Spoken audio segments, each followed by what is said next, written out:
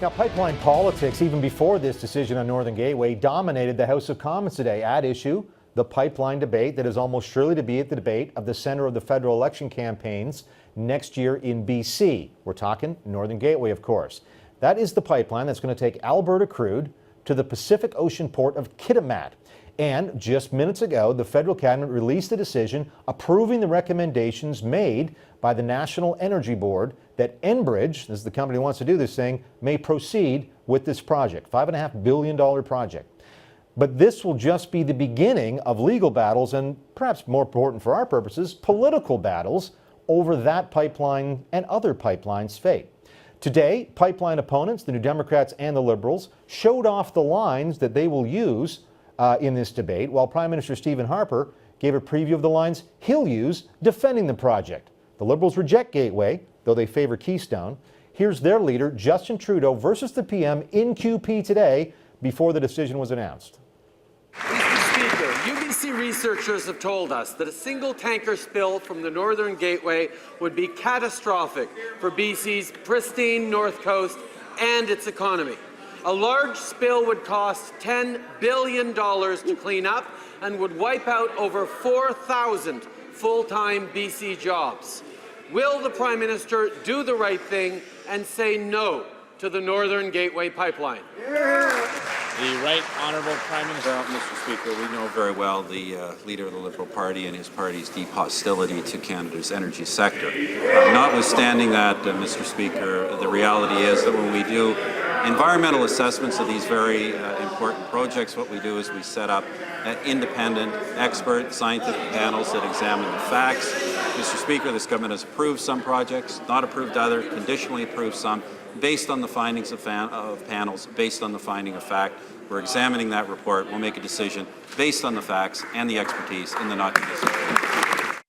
That is Stephen Harper. He took a couple of questions like that from Thomas Mulcair. Pretty much the same thing. Sun News contributor Monty Solberg joins me now, former cabinet colleague of, are you a colleague of the Prime Minister or sort of the servant of the Prime Minister? Well, we won't get into that. But you know the deal. You've sat around the table when energy issues have come up, and there's been fights when you were in cabinet, you know, on this or that.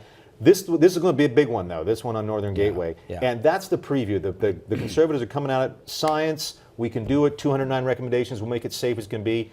And nothing but raw emotion on the other side. Oh, the baby seals, et cetera. Right. There's no question, you know, that this is the one big energy project where politics is, you know, a vital part of it.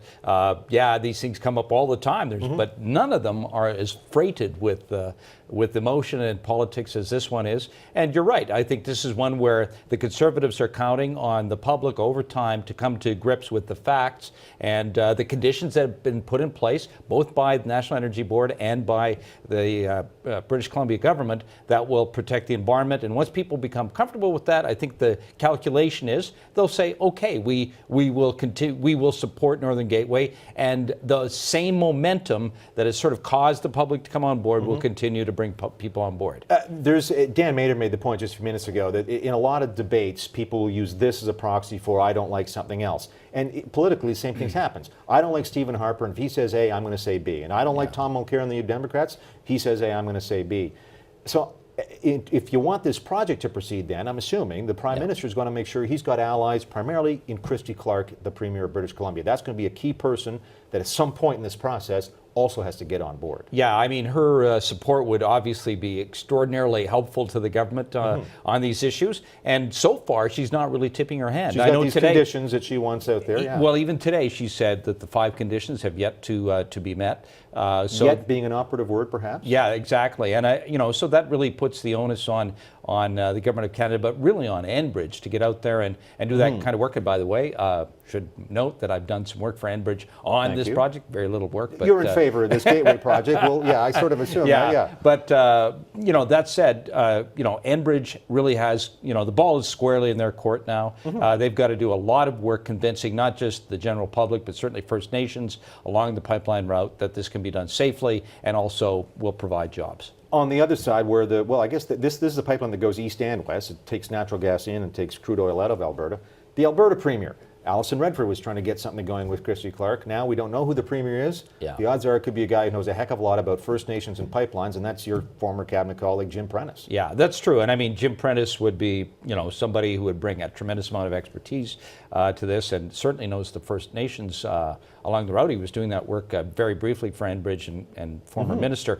But it's still going to be something, I think, that Enbridge has to At the end of the day, it's their project. It's their project. Yeah. They're the ones that are going to pony up the money. They're the ones that are providing an equity stake for First And they're going Nations. to make a lot of money if they can make it work. Well, less and less money. The way Yeah, well. now that they're this far in, and there's so many people that want a piece of it.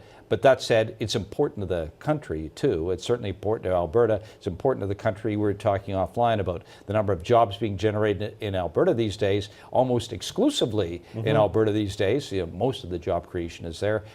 If we want to keep that up, and people have jobs from across the country, we've got to continue to look favorably upon energy development in Canada. That pipeline issue has popped up a little bit in the Alberta PC leadership race, in the sense that, I'm paraphrasing probably poorly, but Rick McIver, who, people think he might be in second, I don't know, but everyone thinks it's going to be Prentice's, sort of took a shot at Prentice for not getting Gateway done before he decided to run for the Premier's office. I'm not sure there's a lot of ways you can attack Jim Prentice over his pipeline or First Nations. I mean, that seems to be a rock solid part of his resume. Yeah, no, I think that's really true. I mean, Jim Prentice is sort of synonymous with that.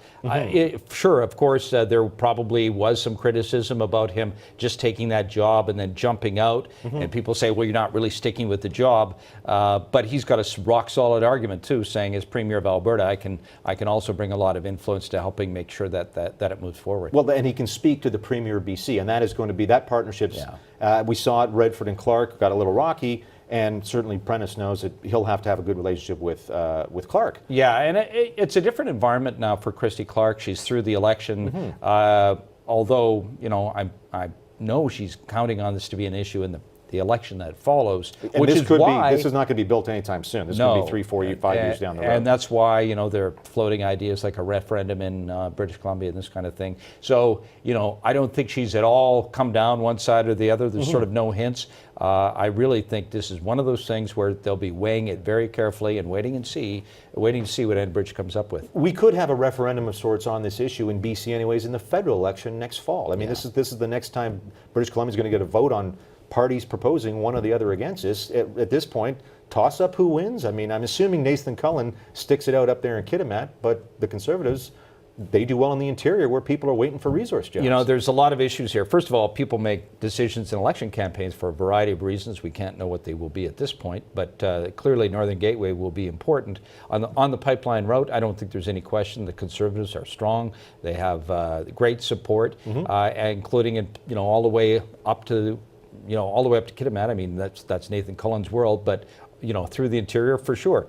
The battleground, of course, is going to be in Vancouver, Victoria, and that'll be new ridings. Yeah, absolutely. It'll be fascinating, and that's why people like James Moore have been very careful on this.